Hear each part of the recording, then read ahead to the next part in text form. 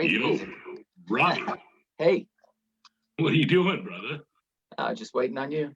All right, well, I was waiting on you. Oh, I And heard some me. grunting.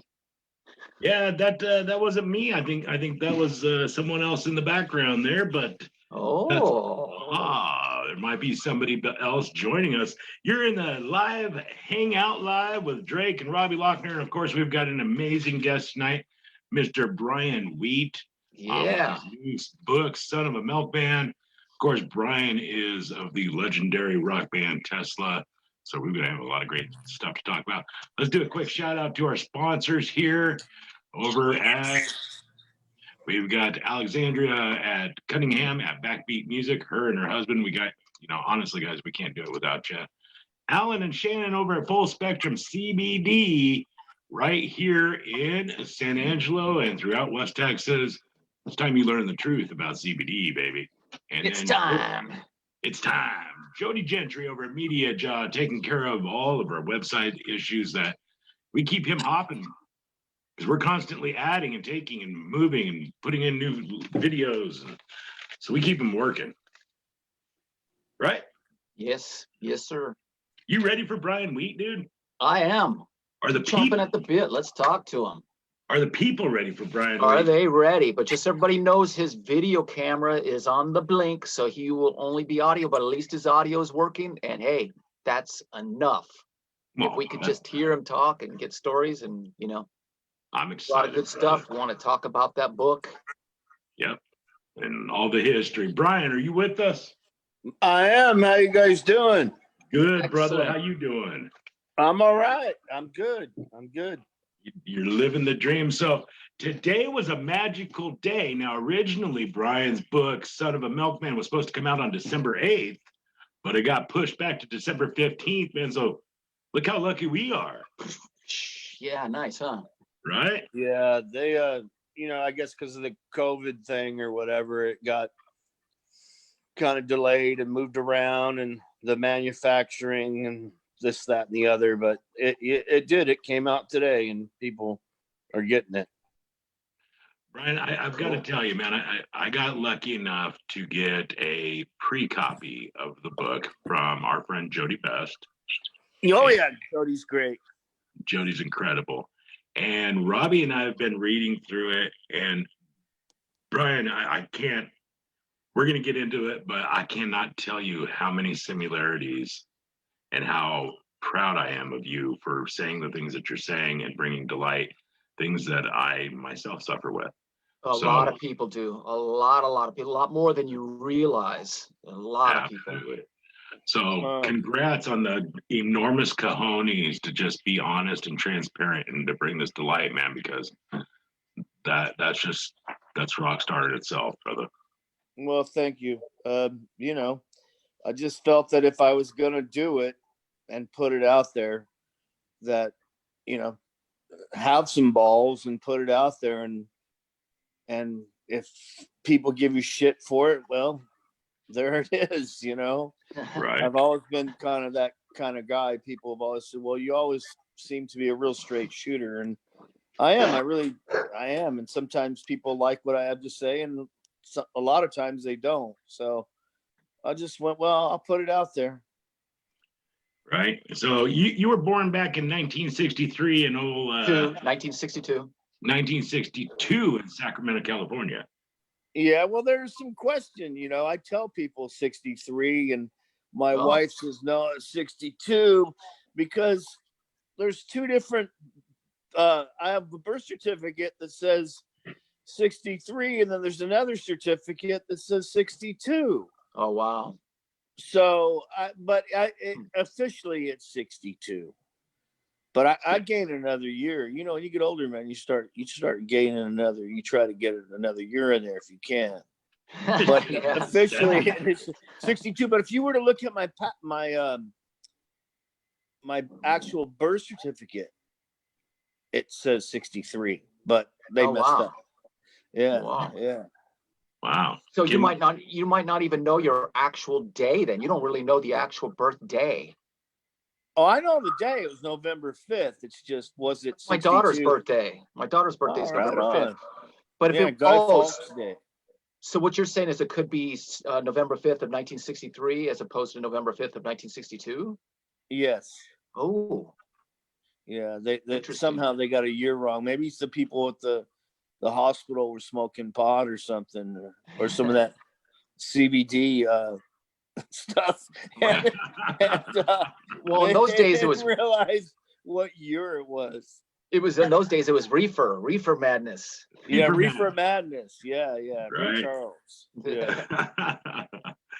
So, Brian, did obviously through reading some of your book, music wasn't always the focus that you had in front of you. You got a guitar when you were younger, when you broke your leg. What, when you were 12 years old in a tobogganing accident? Yeah, I hit a tree in a toboggan and snapped my leg in half, and I was in a cast for about 9 months. Holy What a shit. drag, Yeah, man. brother. Wow. Yeah, So- and that's one thing that me and Frank, we connect on a lot of things. Because when he was 12, he broke his leg and he learned how to play guitar. He obviously learned much better than I did, though. Wow. That's kind of crazy. It's wild because it's like, you know, something terrible happens, but it becomes a blessing because look what it led you down your life's path. Yeah, no, it's true. So it's True. weird. It's like Yeah. Jeremy Popoff had a similar story to him, how he got going with the band Lit and everything. He had his bicycle stolen and he ended up getting a guitar because of it, and it led him down that path. And I was like, wow, it's something you think is horrible. Of course, breaking your leg is a lot worse than having a bike stolen, but Yeah, I had that happen too. yeah. Yeah, I had a bike stolen. Now that you mention it, I mean, I think everyone's had their bike stolen, right? I almost had one time. And I almost did. if you read my book, maybe it was my brothers that were stealing your bike because they were running a stolen bike ring in my in our garage, you know. And if there was a lime green a Kawahara, it was mine. Yeah, mine was a yellow Stingray. So you ended up selling your bike though for $40 to buy a bass, didn't you? That's true. Yeah, my first bass, I sold it to my brother for $40, and then I was able to buy my very first bass guitar.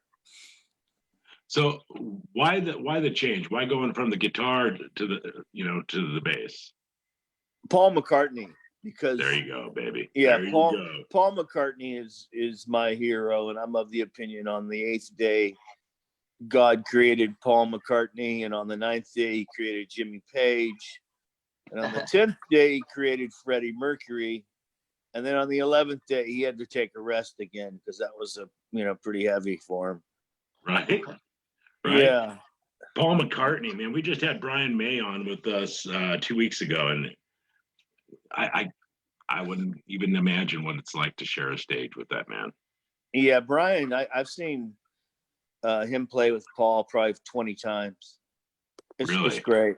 Yeah, that's a great band Paul's got. And Brian is he's a great guitar player.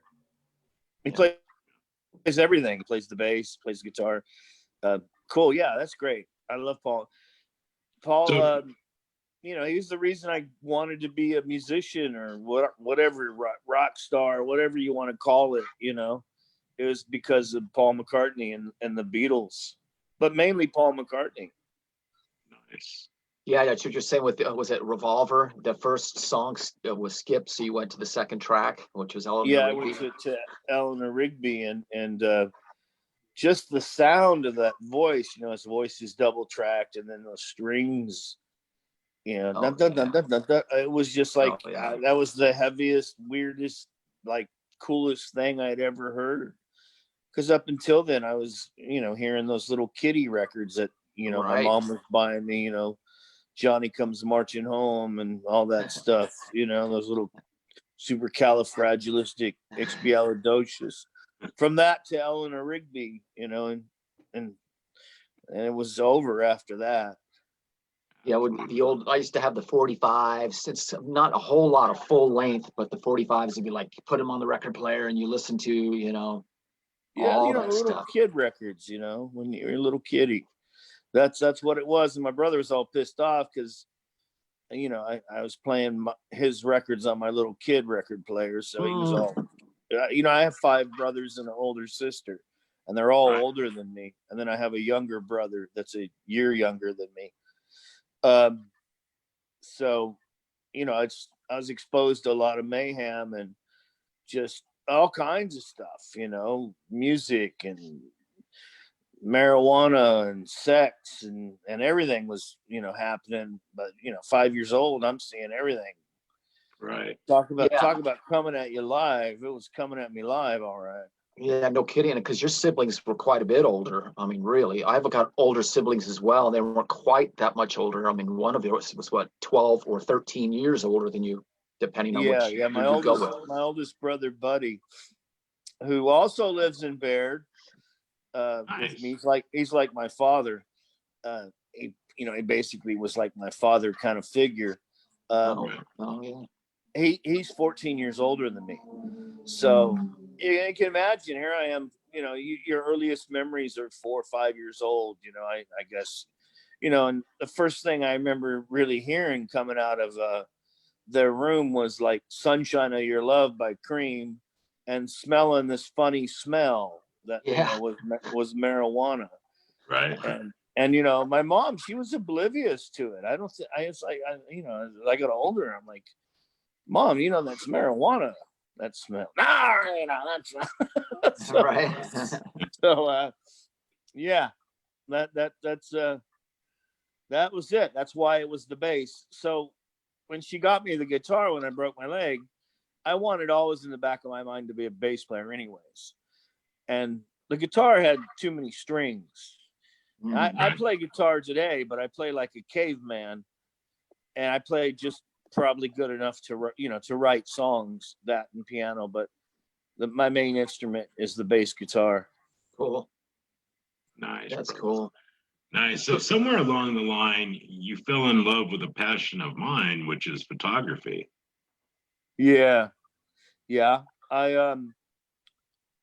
I'm one of my really, really, really good friends is this guy Ross Halfin, who is a famous rock photographer from England, and he's, you know, quite a character in that of himself. But we'd go on these trips. You know, people think when you're on tour, you get to see all the world and do this, that, and the other, but I really don't get to see much of it because I wake up, I get off the bus, I do sound check, you know, I shower, I play the show, I get on the bus, I go to the next city. Yep. Right. So if I wanted to go someplace cool and actually see something, I've gone outside of Tesla off tour. So we go to all these different places all over the world, you know, whether it's the Far East or Europe or, you know, wherever. And he handed me his one of his cameras one day and said, you know, take some pictures, mess around. So I did. And it was a little Leica. And from that, I just developed really getting into taking photos of, you know, people, places, things, where I'm at, you know, usually on these kind of trips or something. And that kind of developed into this other thing that I do, which is I now, you know, paint on those pictures, and I put the pictures on canvas, and I add paint to the actual photograph I take. And, you know, I've become a quote unquote artist, I guess.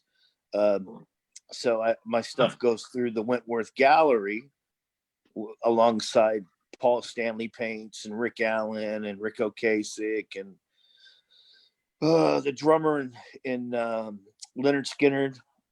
What's his name? The guy that's in the damn Yankees. I can't remember. Yeah. So I, you know, from that photography, it turned into that, you know. Nice. But I mean, early on, I thought it was a junior photographer in the early days of Tesla. I was doing, you know, lingerie photographing and stuff. But they never knew there was no film in the camera. But, right. Damn, why didn't I think of that? But then I got serious about photography. Yeah, serious. Well, that man get serious, brother. Yeah. Then and it's a big passion of mine. I have like 2 Nikons, a couple of Leicas, and I really enjoy, going out and taking pictures of stuff. Absolutely, brother. Is that a hockey jersey you're wearing? Actually, no, it's a Denver Broncos jersey I'm wearing, my brother. Okay. Yeah, I'm a hockey jersey guy. I like that. Yeah, whatever. Denver Broncos. If it's a hockey jersey I'm wearing, it's going to be the Colorado Avalanche. So Okay. I'm born and raised in Denver. I just moved to West Texas 3 years ago. Oh, okay. Yeah, I moved to West Texas 3 years ago as well. Really? Yeah. I'm telling you, dude, we're gonna have to do some fishing off my back dock here. We can get some pretty good caddies and some white bass and stripers. Okay. Yeah, sure thing. So, do you mind here? I've got the preface of your book opened up in a second window. Do you mind if I share that for a moment on our screen? You go ahead, buddy. Do whatever you want. Right on, brother. Right on. So here's what I'm really kind of wanting to talk about, because this kind of just puts it right in your face of what the book is about and why it's been written. People can see it, but you go on to say a couple of things about my book. When you write a memoir, they tell you that it's important to figure out what your voice is. I think I've learned that putting together this book, that my voice is all over the map. It's just my personality. I jump around a lot. Part of it is a lot of things are going on in my life at all times, but part of it is just my personality. Brian, I can completely and 100% relate to that. You were diagnosed and struggled with generalized anxiety disorder, the occasional depression, a bit of OCD, and a host of autoimmune disorders, which obviously makes doing what you do probably very difficult at times. So Brian, I was diagnosed in 2005 with generalized anxiety and depression disorder. Mm-hmm. And Robbie can tell you firsthand, he's seen me, I get worked up and I live on things like lorazepam and Xanax and all those fun things. Mm-hmm. But to get up and perform at the level that you perform at, and dealing with the autoimmune disorders, obviously the autoimmune disorders are a fireball to your anxiety. Yeah, it's like one vicious cycle that just feeds off each other. It's when it gets whirled up, it's can you cuss on this thing? Yes, absolutely. Go ahead. It's a motherfucker, man. Right? Yeah. I mean, when the anxiety's happening and the colitis is happening, and it's just, man, your anxiety because the colitis, and then the pain gets worse, and it just keeps in this frenzy, right? And then what do you combat that with? Well, it winds up being steroids for the autoimmune disease. And then that puts weight on you, and that makes you even more anxiety. And then people are calling you a fat motherfucker. And it just feeds into itself. And so at times, man, it can be very difficult. But I want people to realize I'm not asking for any sympathy here. That's not my bag. Right. When I put this stuff in the book, I just want people to know, basically the fans of the band, or if you're a fan of Brian, there are a lot of people that are fans of the band that aren't fans of mine. They think I'm a fucking idiot, especially with social media. You get, whatever you say, they got to say something else. If I say, well, I didn't like that one particular album we made because, we made 14. Because I didn't think it was as good as they say, well, Brian hates that record. He's a fucking asshole. That's the kind of shit you get. I mean, social media drives me crazy. It's like feeding carp. basically, for the people that are cool, it's like, hey, look, if they can relate to me, like, hey, well, this guy's in this band, and it's however famous or whatever, I'm not on any trip. And he's got this shit and he can deal with it, and then he can actually put it out there and talk about it, then maybe that'll help some of them people. Absolutely. 100%. And that's kind of where I was at. I mean, look, I wasn't that comfortable talking about bulimia. Right. And it's funny having put out this book and doing some of the press on it. It seems that people think that bulimia is, an exclusive thing to women, but it's not. I mean, I was bulimic because it was a way to stay thin in the 80s when, Tesla was at the height of their career, and, there was so much pressure to try to look good so you can get on the covers of magazines and stuff, which we never got on any covers, any magazines. But in your mind, this is what fuels your psyche. And then you have anxiety because you're putting on weight. It's just, right. Anxiety is a motherfucker, and so is autoimmune disease. And honestly, in my humble opinion today, social media doesn't help anyone with any of that. No. Because anyone can say anything. And if you're sensitive about what someone may say about you or whatever, don't be in a famous rock band and have, 1 million followers on Facebook being able to say whatever they want to say about you at any given time. And you can't say, hey, fuck you. Right. You don't know me, but that's, look, like I said, it's the way of the world. It's the world we live in today. When we were young, we didn't have Facebook. We didn't have the internet. We didn't have cell phones that you could get anything you wanted immediately in the palm of your hands. We had sports and shopping malls and rock concerts. Damn right. And that's all we had, or we had to learn how to play an instrument because we wanted to be in a rock band, so we could get chicks, right. or whatever it was, Right. Because we wanted to be like, the rock band we saw at the Memorial Auditorium or whatever. And, for me, it was, I saw UFO and I wanted to be Pete Way. Michael Schenker. Yeah. It's that kind of thing. Yep. Right. That, does it. But anyways, I don't know where the question started. And like I said, I'm all over the place, and I probably just went on a fucking 360 tangent. No, that was great, because what you're basically saying is you're putting that out there was completely for the right reason, because so many people, when they see that you've got it, they're looking at, a lot of people look up to you and they go, wow, he's got these anxieties and all these different things, and people don't realize that, it affects so many people. It affects me. Yeah. I mean, I've had issues with anxiety, a lot too in the past. Not as much recently. It's been pretty good, but I had some years where it was pretty bad, and it wasn't easy to talk about. You just go and go, hey, guess what? I got anxiety. People look at you weird. People look at you like you're fucking nuts. Yeah, and I've talked to myself. That's the thing I talk about. The only time I ever met Chris Cornell. Right. And we were driving around LA with Ross, and he started telling me, man, I had these anxiety attacks. And I'm like, what? Really? Yeah. Isn't that crazy? Dude. I've been having those since I was 14. He was the only other guy I had ever met in a band that ever told me he had anxiety attacks. Wow. And I didn't know anyone else that had. Or ever talked about it, at least. Or admitted to it, right? Right, because it's a stigma, There is a stigma to it. There really is.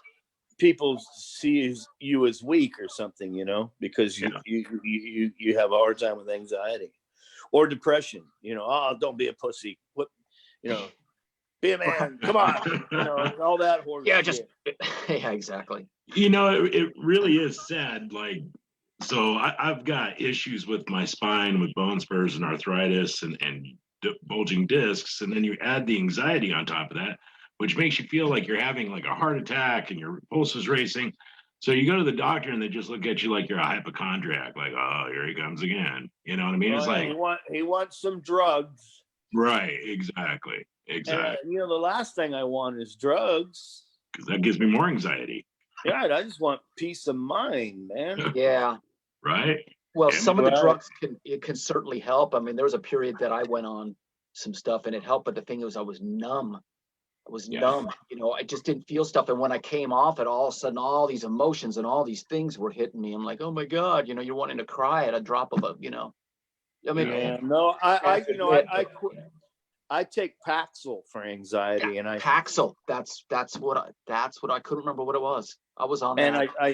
I've been taking it for about 15 years, and last year I decided I didn't want to take it anymore, you know, because I wanted to be tough and not have to take it. And so I weaned off it, which, you know, is pretty hard to do. You got to Yep. it's like a 3-month process. Yep. right.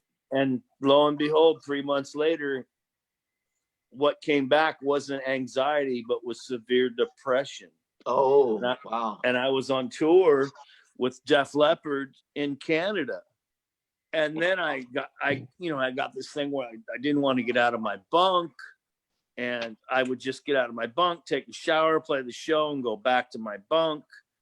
You know, and this was like for 3 weeks. And then while I was on stage, I would start having anxiety attacks.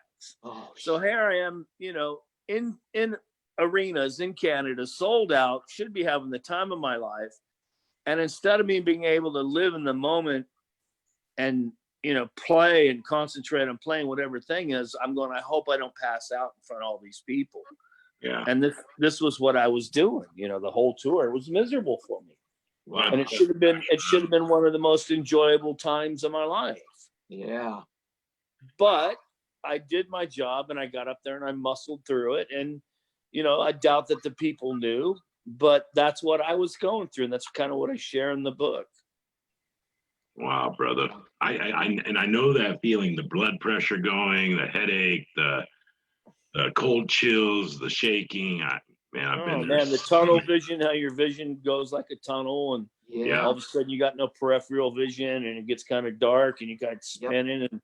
And you know, I've never passed out from it, but I come pretty close to it. And you know, you're doing that, you're trying to hang on to your Thunderbird and you're going, well, let me get away from the drum riser.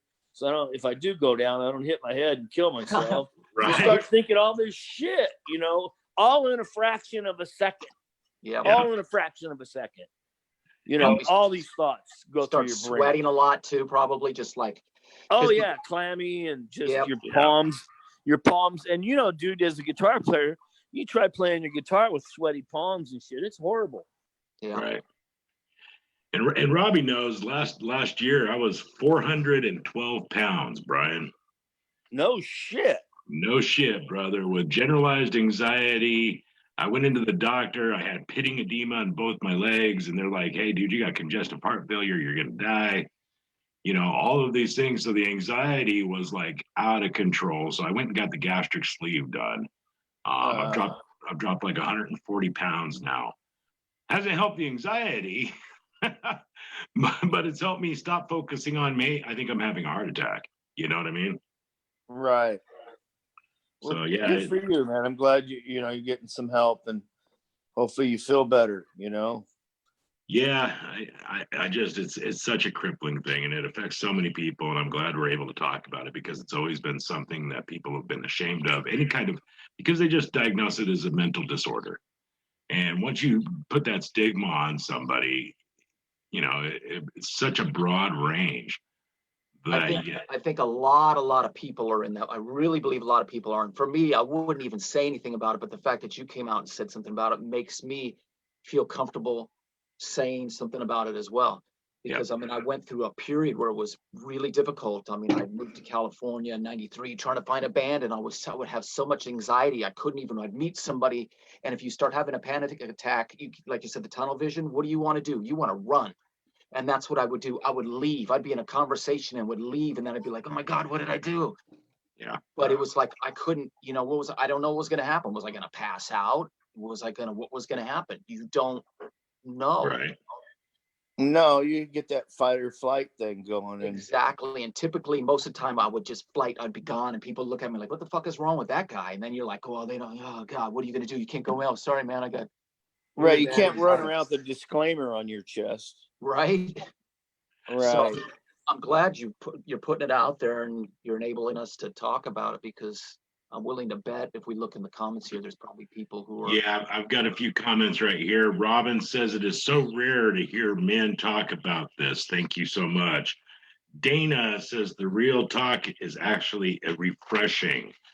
Steve Ward says, well, Steve goes a different direction. Brian, Steve Ward says, I can't tell you how many times I got laid to Tesla music. Just wanted to say thank you. Hey, congratulations. Right on, Steve. Love song did it for you too, huh? I'm glad. I'm glad I could help you in whatever way I could.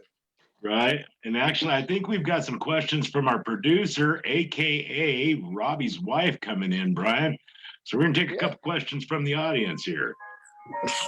Sure thing. All right. Hi, Brian. Hi. Hi. Thank you so Thank you. much for just being so honest and sharing with everyone. It's been really helpful just reading everyone's comments. But we do have a few questions for you. So the first question is from Jennifer, and she is wondering if you could share a little bit about maybe one of the wildest Tesla stories that you wrote in your book. Well, wild. That's a hard one, because what is considered wild? Right? You know, I mean, there's obviously no real sex stories in the book. So wild stories. I don't know. I is she like live online? Yes. Yeah.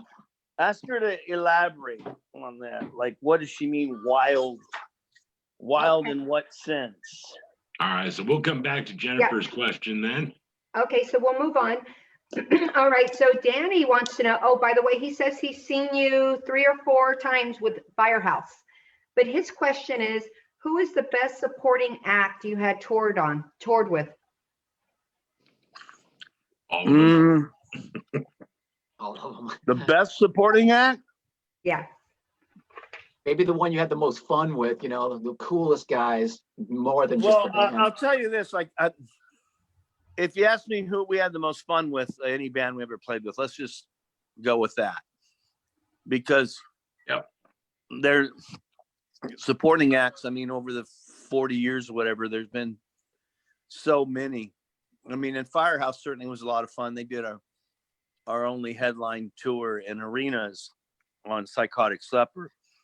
But I guess the band that we had the most fun with is Def Leppard, because they're kind of like kinship to us. They're like our big brothers. Right.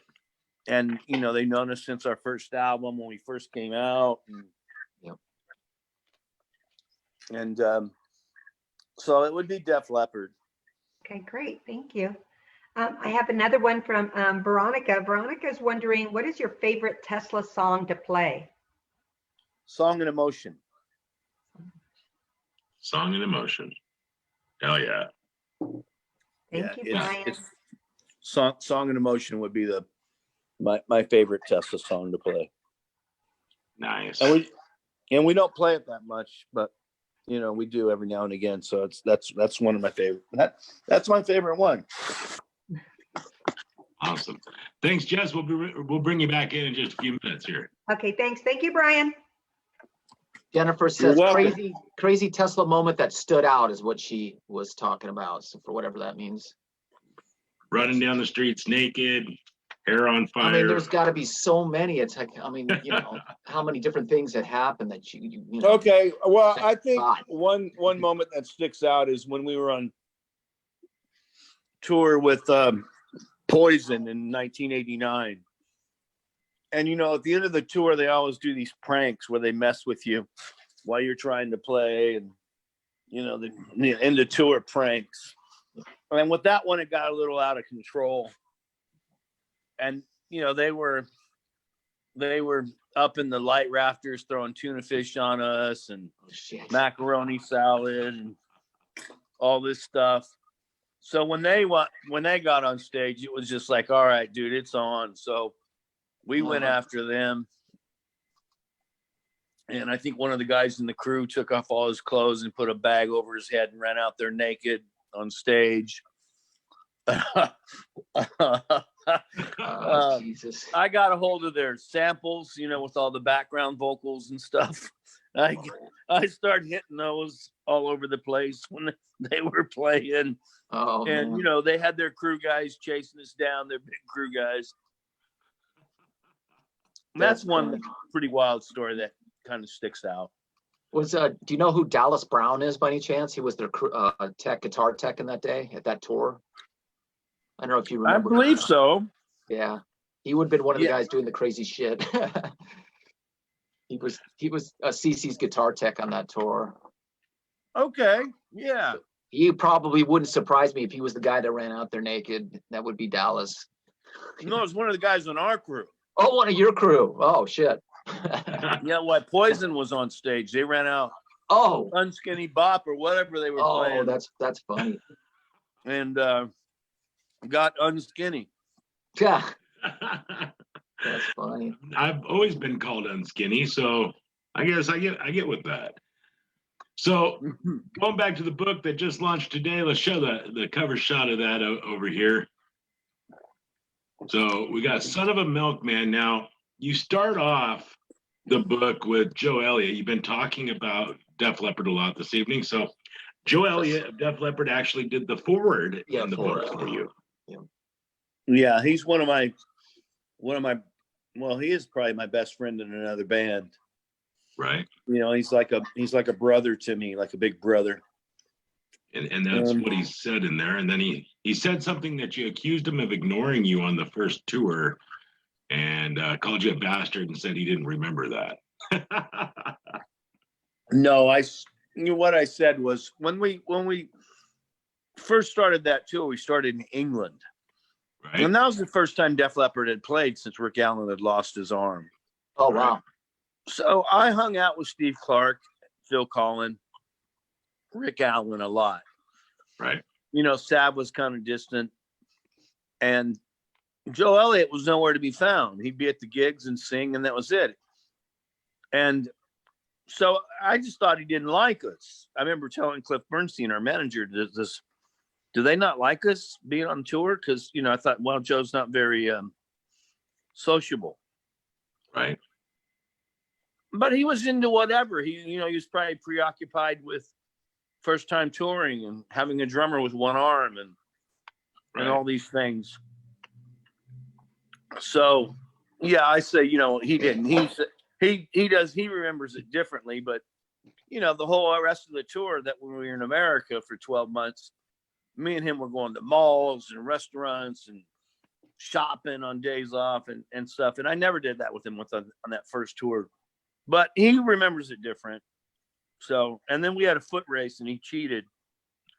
So the 100-yard dash?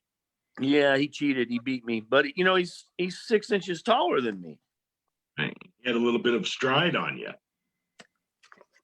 Longer legs. So you probably got out of the gate faster, but then he come galloping by. I almost beat him, Right. Yeah. So you guys actually bonded. So what I read in the story is that you were, rooms were joined at a hotel, and he heard you playing Paul McCartney and a lot of the Beatles stuff and jamming, and that's kind of where the connection came into place. Is that how you remember it? Yeah. Well, me and Frank used to share a room back then. Okay. And, we were playing music, whatever. Frank had his guitar and a little amp or whatever. So who knows what we were doing. It was kind of late. It was almost maybe 1 o'clock in the morning. And when there's a knock on the door, and I thought, oh, shit, it's security, And I look out there, and it was Joe Elliott. I said, oh, Frank, it's Joe Elliott, the singer. And so, well, answer the door. So I opened the door. I said, hey, what's up, buddy? I'm sorry, man. We too loud? We're making too much noise? Wake you up? He goes, no, can I come in? I said, yeah, come on in, man. Right. So he came in, and then we started playing music and jamming, and he started playing Frank's guitar and stuff, and he started playing Paul McCartney songs. And then I bonded with him because I confessed my love for Paul McCartney, Right. and he found out that he's a fellow McCartney freak. And that day on, we were instant pals. Wow. How cool, man. How cool that's what brought you together, and that's what also brought you into music. And we still to this day talk about Paul McCartney. Do you? I talked to him last week because Paul McCartney's got a new album coming out on Right. Friday. And I'm like, hey, man, you going to get it? And he's like, yeah, I hope it's better than that last one. This, that, and the other. And, we have a lot of banter, me and him. That's nice, man. That's really cool. So Glenn Bratton says, when I saw Tesla several times after they restarted in 2000, you guys seemed a little more loose, a little less formal, and the shows and the smaller venues were a lot more fun. It was a rush to be in front of the crowd. What changed? What made you guys more loose and informal after the restart in 2000? Well, I think part of it was, we broke up for 5 years, from 1995 to 2000 or whatever it was. And we kind of were a lot more appreciative of Tesla itself, We didn't take it as much for granted, and we were happy to be able to have a shot to come back and try it again. And, we were growing as people. We were trying to communicate with each other a lot better than we did the first 10 years. Right. And we had some bumps in the road, obviously, a little bit later, again. And then, now we're in a really good place in terms of we're all on the same page. And, we get along really good. If we have a disagreement, or we like to call them discussions, Right. we deal with it. And we value what we have. We know it's a gift. Cool. Nice, brother. Nice. That's great. What do you prefer, honestly? This is a question from the audience. Do you prefer a small venue or a large venue? Now, obviously, large venues come up with the big price tags and the bigger paychecks, but the smaller venues, you get the intimate experience. So, Well, I've had intimate experiences in huge venues as well. okay. It just depends on the crowd, the level. We're like a band that we feed off what the crowd does. If the crowd's kind of flat, we'll end up playing kind of flat. If Right. the crowd's going crazy, it's like a shot of adrenaline for us. Right. So I've had amazing shows. I guess the smallest gig we ever played was the Marquee in London. I think that was 300 people. Wow. And then, the biggest one was probably Texas Jam, which was 105,000. Right. So both those gigs were equally as great, and they were complete polar opposites. But the crowd was amazing and on fire in both of them. Nice, brother. Yeah. Nice. Good question from the audience, though. I know that's something because I deal with a few artists that I'm helping out as well, and we just had one here this weekend, and we had a venue that we had very little people show up, but the crowd's energy was off the chain, and it was the best show we did. And Yep. Show we did, So that's awesome. So a few more questions for you here real quick. What was the inspiration behind writing the book? Well, I don't know. I mean, when I was in therapy Okay. in the early 90s with Dr. Hirschkopf for anxiety and depression, he said to me, you should consider writing a book because it'll be therapeutic for you. Because when you hold stuff in, it breeds anxiety, right? If you let it go and you write it on paper or whatever, you let it go into the cosmic universe, it kind of releases you. So him having said that in 1990, no one was going to want to hear a book from Brian Wheat. No one cared. There wasn't really a story. I mean, we were only on our second album. Right. As I sit here today, my career's been going 38 years. So part of it was that time in my career where if you're going to write a book, you know, you're getting into the last stages of your career. Right. And my age, I turned 58 this year. Although when I started the book, I was 53. So I think it was okay. You know, I'm in my 50s. And that was the inspiration to do it. That was the idea. It's like, well, I want to write a book. I mean, I've seen other guys in rock bands write books, you know. Lots of them. You know, Phil Collin was probably inspiration a little bit because his book had just come out when we were starting on that record, the Shock record. And I had told him, you know, yeah, I want to write a book. And I actually started to write a part of a manuscript. He said, you should finish it, you know. So that's from that. I'm one of those guys that one of my bad habits is if I start something, if it's wrong or right, I usually finish it. And, you know, sometimes there are things I wish I wouldn't have finished, but I did. And then you know, so the book was one of them. I started it and it's like, well, I'll see it through to the end. There you go. You know, another thing was, Tesla breaking up in 95. You know, I was so frustrated and pissed off, if you will, that looking back on it, it's like, well, I wish I wouldn't have been like, okay, fuck it. We're breaking up. That's it. It's over. I wish I would have been like, hey guys, let's try to get in a room and work this out. You know what I mean? But that was where we were going. And I was like, okay, that's cool. And then me and Frank called up the lawyer and said, dissolve the band. You know, we're done.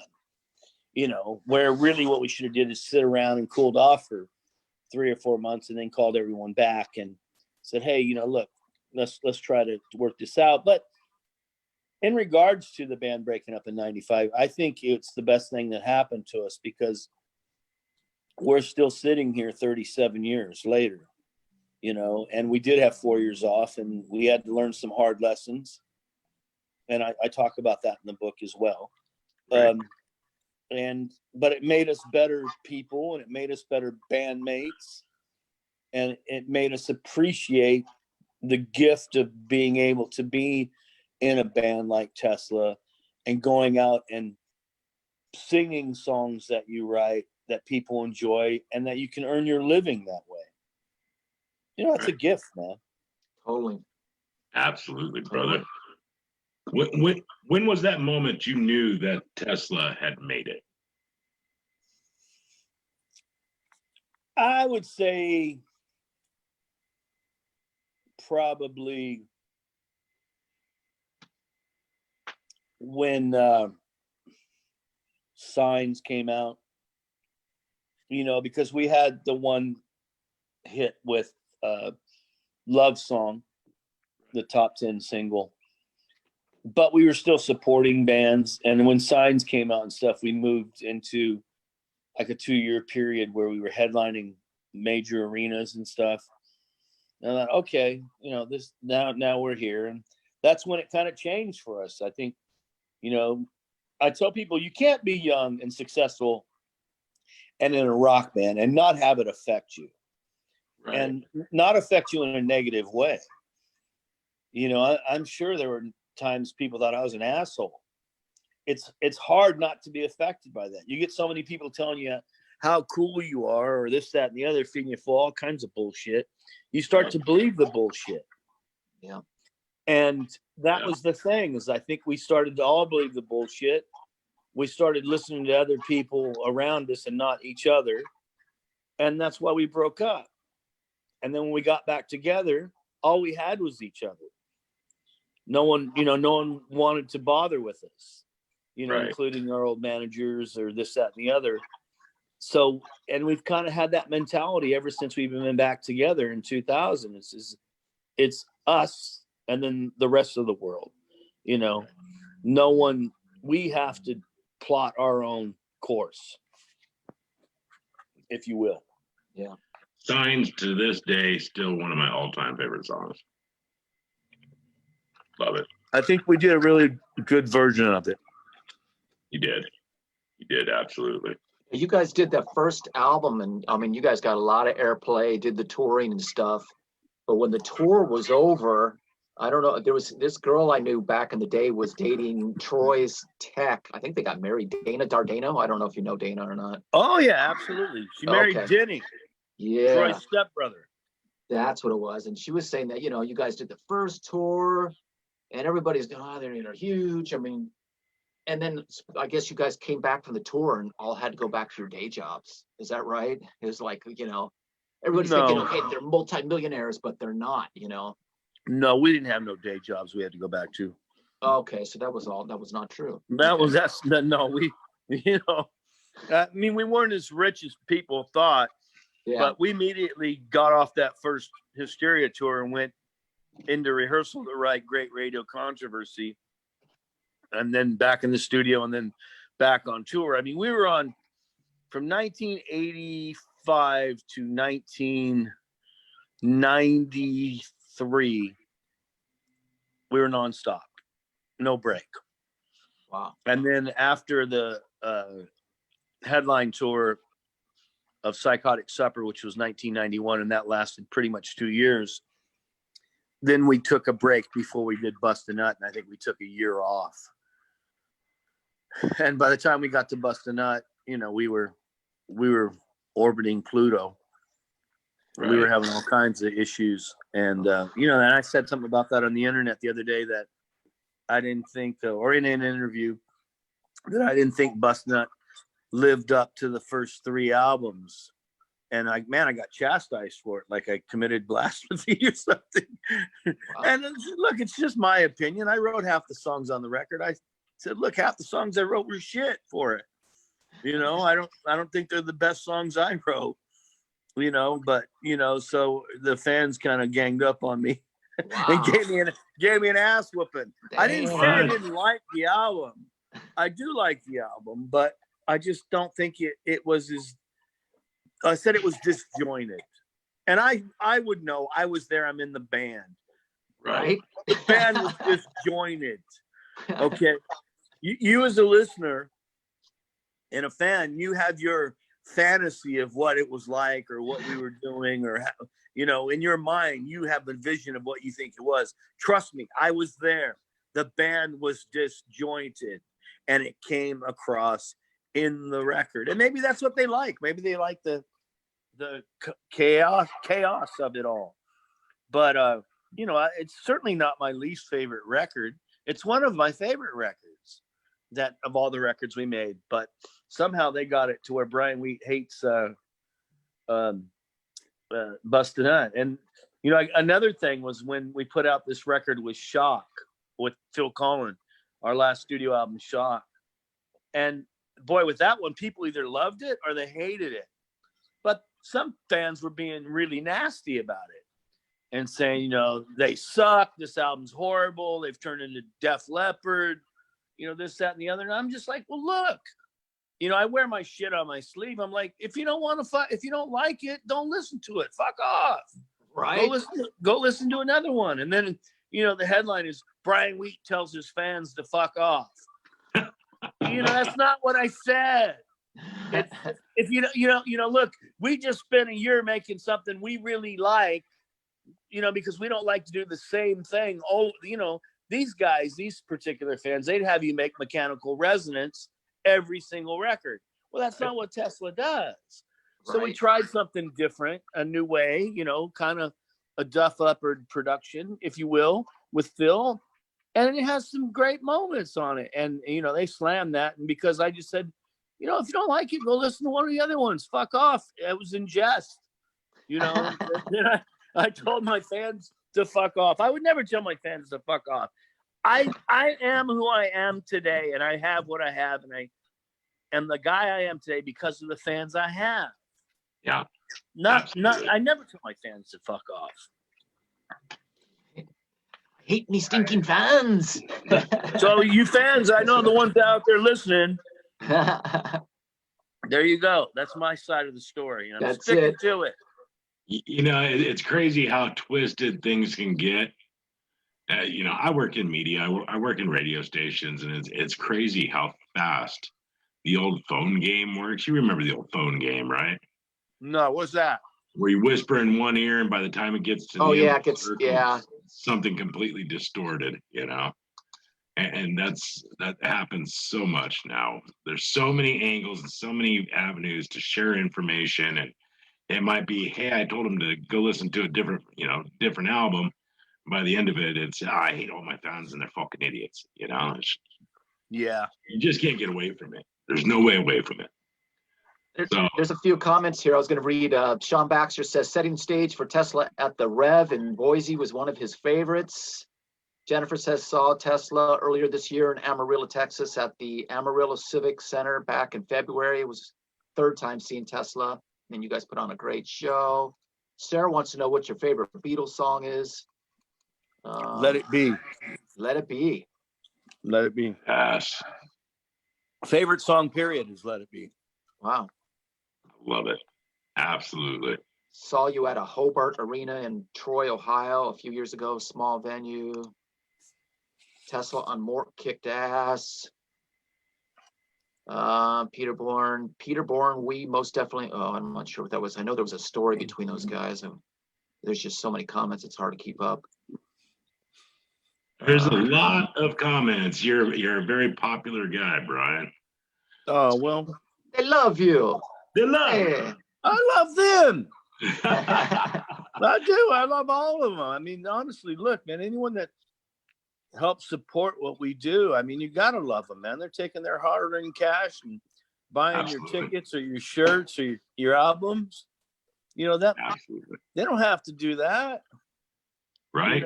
Right? And I love them for it. I love them for their continued support throughout the years. If they didn't want to come and see us play, then we wouldn't play anymore. We'd be done. It'd be through. It'd be over. Right. I end my morning show every morning with, I love you all for listening. Have a great day. And you actually mean it. You know what I mean? That's the point of it. Without them, you do mean it. we're nobody. I'm just a weird dude sitting in a radio station playing music. Darren O'Brien says, best time I saw Tesla was 2 nights in a row at the Cow Palace in San Francisco Hysteria Tour. Darren O'Brien, thank you, Darren O'Brien. This wine was his. He sent. Nice. There's so many things. Let's talk about where they can get the book, Brian. Where are they able to get the book? Well, you can get it at Amazon, obviously. Okay. Barnes and Noble, wherever bookstores, if you're into brick and mortars, I mean, the only one I really know is Barnes and Noble as far as brick and mortar. But, I guess the big thing is Amazon, Amazon and bookstores that carry new books. These days, I think a lot of people buy stuff online at Amazon. Right. And then if we ever do get back to going on tour, I may do a thing where I sell some signed books, when we're playing and stuff at some point. But who knows when we're going to play. You guys don't have any shows booked at this point for next year? Well, we do. It's not a matter of having them booked. It's actually a matter of doing them. Right. I was just curious if you did actually have them, because we've got shows starting in April. We got some stuff in I think starting in June. Oh, okay. People just hope that we're going to be able to do it, but right. With the way where this country is right now, who knows? Yeah. We're going back into lockdowns and stuff. Yeah. Where people thought, well, maybe we'd be through it by this time. So I don't know. I mean, that's up to. Unfortunately, it's up to our government and to tell us when they think when it's okay. when it's okay, but they're out with no mask on, and exactly. And where we're at, Brian, is like a hotbed for this stuff right now. I know you and I are within about 45 minutes of each other, and we just had 367 new cases yesterday. Yeah, right now I'm in Sacramento. Okay.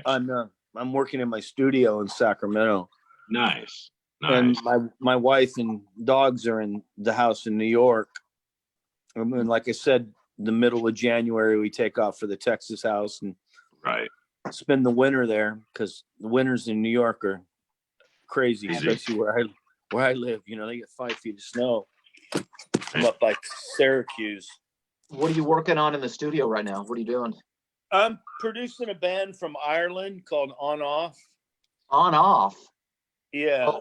Oh, there's a band. Okay, there was another one I heard. On Off On. It was a neighbor of mine. Is intense stuff. I'm sure it's not the same one then. Yeah, this So- is kind of like a punk pop band. Okay. Yeah, Cool. and you know, it keeps me sane. You know, part of the thing with people say, how do you cope with, you know, this COVID thing? And I had breakfast with Jeff Keith yesterday. We had breakfast together, and it's, you know, we really miss playing, because it's like, what's our purpose? You know, Yeah. this is what we do. Yeah.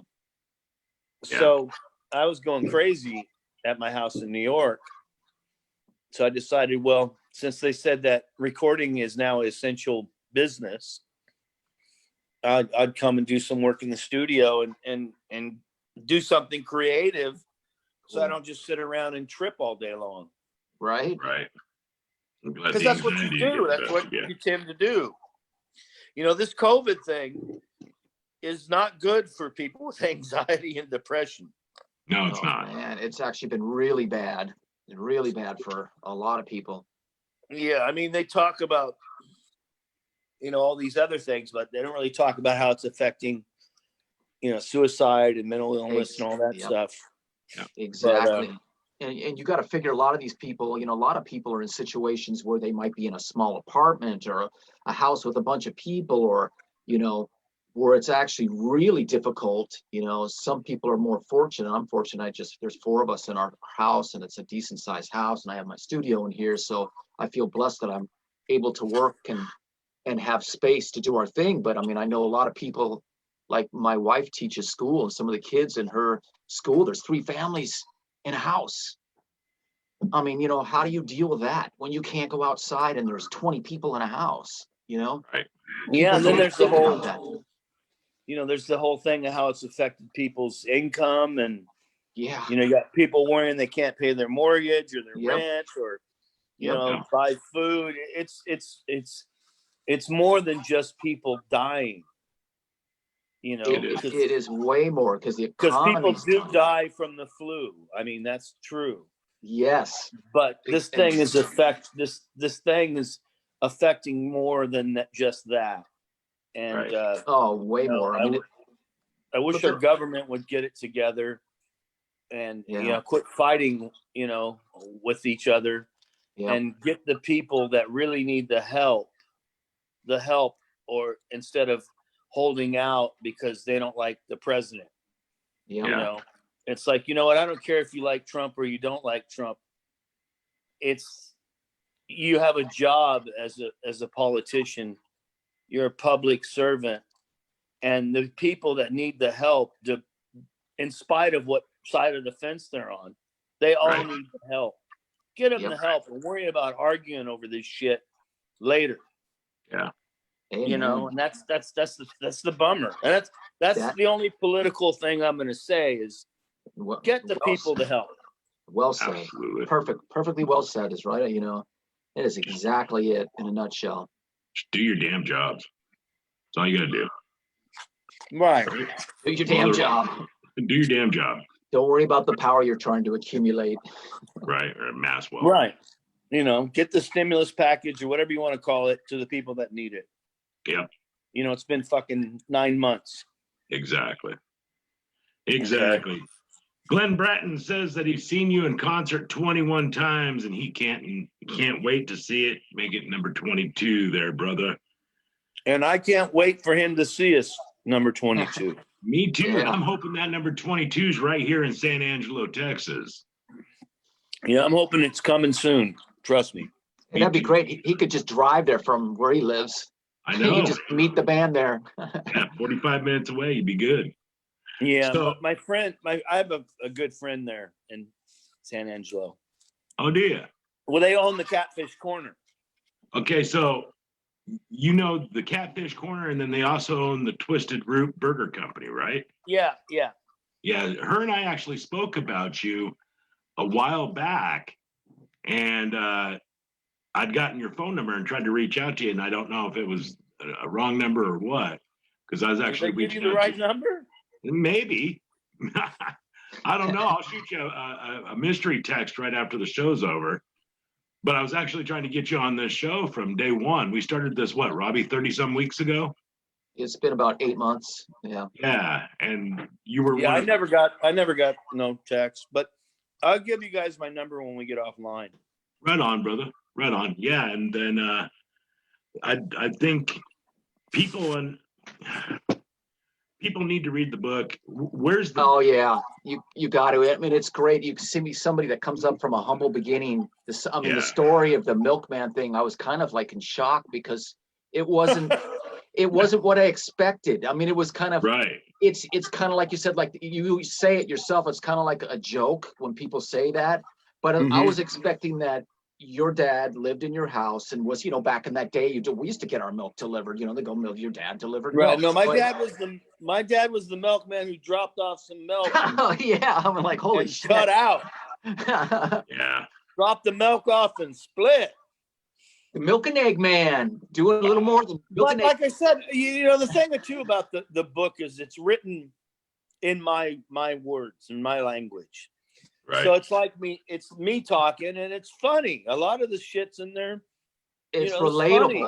It's relatable. So anybody who reads it, it's relatable on it. You get to know the human being that is you. If you don't, it's great. I highly suggest getting it. Get them on the bestsellers list. I mean, it's good. I mean, you love reading stories like that. And somebody comes from a beginning like you did, and it's cool. It's cool. Well, thank you guys. I appreciate that. Absolutely. I'm going to share the links everywhere I can on our websites, on our social media. 3 people are asking right now where Brian makes the most money when somebody buys the book. Oh, for the book. I don't know. I think I think it's the same. Same across the board wherever they buy. Yeah, I think it's the same across the board. It's like a royalty rate like on a record. Right. Yeah. I mean, I'd probably make the most money if I sold them myself, but that's not happening for a while. And don't worry about where I make the most money. I'm okay. I'm all right. I thought they were going to ask me where I make the most money off books or paintings. Yeah, I know. It's going to wait a minute. That's out of bounds. No, they're just trying to make sure you get. But I make just for the record, I make the most money from being in Tesla. That's where I make the most money. Absolutely. Kim Baxter would love to ask you if you remember Lonnie Victory. I've been seeing that a lot on Tesla social. Yeah, he was one of Tommy's guitar techs. That's what I remember about him. He was one of the guys that worked for Tommy Scio at one point in time in our career. So yes, I do remember him. I don't remember much about him. I wouldn't know him if I saw him, but I remember that name, and I remember he was one of the guys that was in a revolving cast of characters that were Tommy's guitar techs. He went through a lot of them.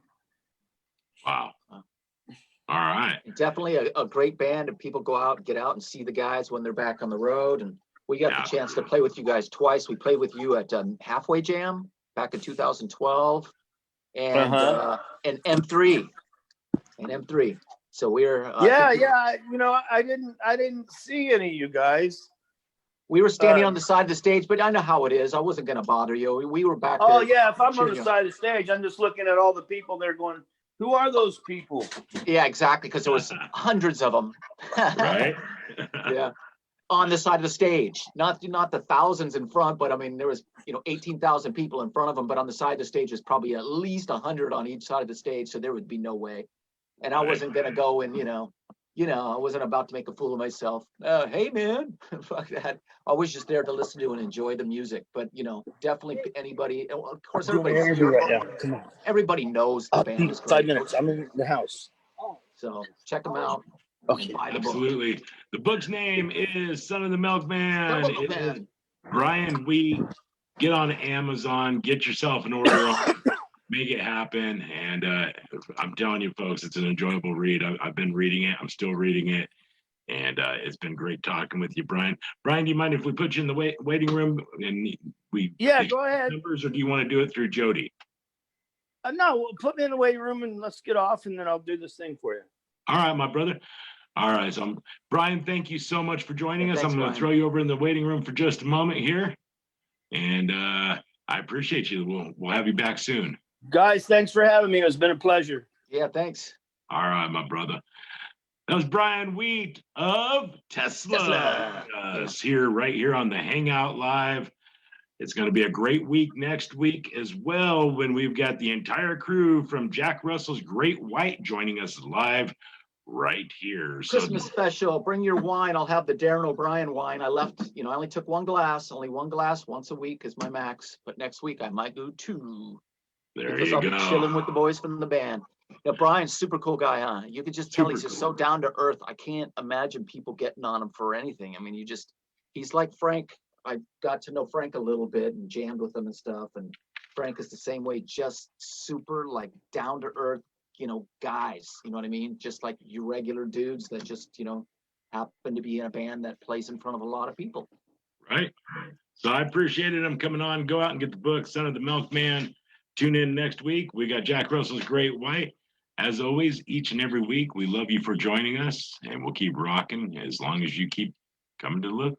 And what about our sponsors? Go for it.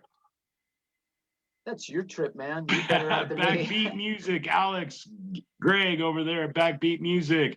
We've got Full Spectrum. Full Spectrum. And Jody Gentry at Media Jaw. All right, guys, we love you for coming and joining us. We're going to jump off here so we can get Brian's information, but we'll see you next time right here on the Hangout Live.